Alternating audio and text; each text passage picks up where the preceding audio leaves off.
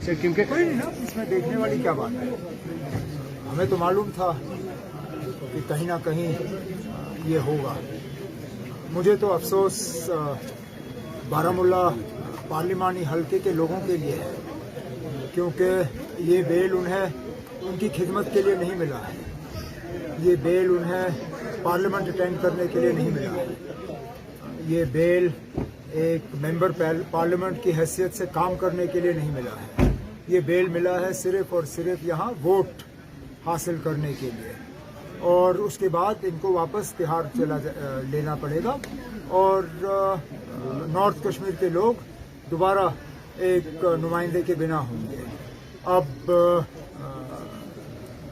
Voter इसको किस तरह से लेगा और इस फैसले का उन पे क्या असर होगा हम देखेंगे। नेशनल कॉन्फ्रेंस को इससे नुकसान हो समझ के और मतलब बड़े एहतियात से इस मामले में कदम रख रहा था, लेकिन अच्छी बात है कि जो बात बहुत लोग सोच रहे थे वो महबूबा मुफ्ती साहिबा ने खुल के की।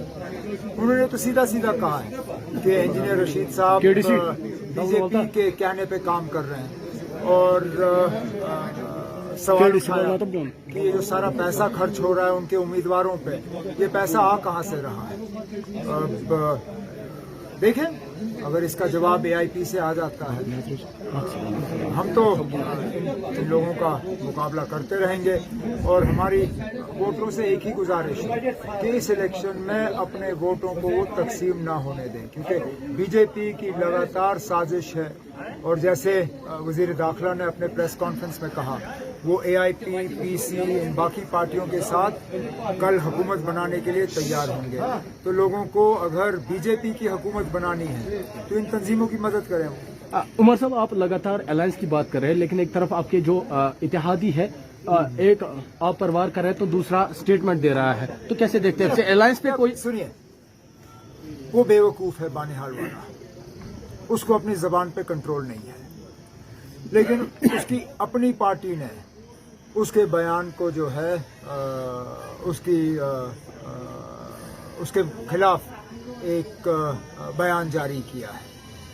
अब वो बानिहाल वालों को इतनी फ्रस्ट्रेशन क्यों है, उसको अपने ज़बान पे कंट्रोल क्यों नहीं, मुझे इसका जवाब मेरे पास है नहीं।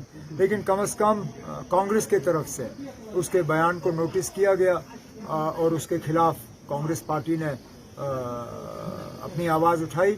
हमारे लिए मामला वहीं पे खत्म हो जाता है। उमर सर, जब हमने बयान दिया तो स्टेज पे आपने कहा कि मुझे बाद में समझ आया कि मेरे खिलाफ जो सियासत की जाए, क्या उसकी कड़ी को आज इस तरह देखे कि जब आप इंजीनियर की कुछ तो है कि ये जेल में बैठे हुए लोग सिर्फ मेरे पीछे ही पड़ जाते हैं।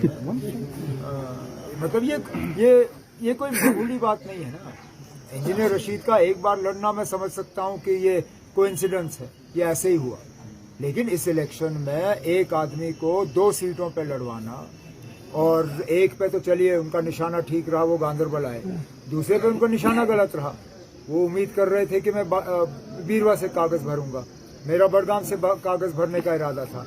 अगर मैंने 2 दिन पहले बड़गाम का ऐलान किया होता, आप मान के चलिए कि वो क्या नाम है, सर्जन बरकती, उसने बड़गाम से कागज भरा। ऐसा हम मान सकते हैं कि उमर साहब को असेंबली जैसे पार्लियामेंट से पहले दूर रखा, अब कोशिश ये की जा रही है कि असेंबली से भी कोशिश तो ये कर रहे हैं ना, लेकिन मैं उम्मीद कर रहा हूँ कि इस बार इंशाल्लाह उनकी कोशिशें नाकामयाब होंगी। Umar sir, a question from your speech.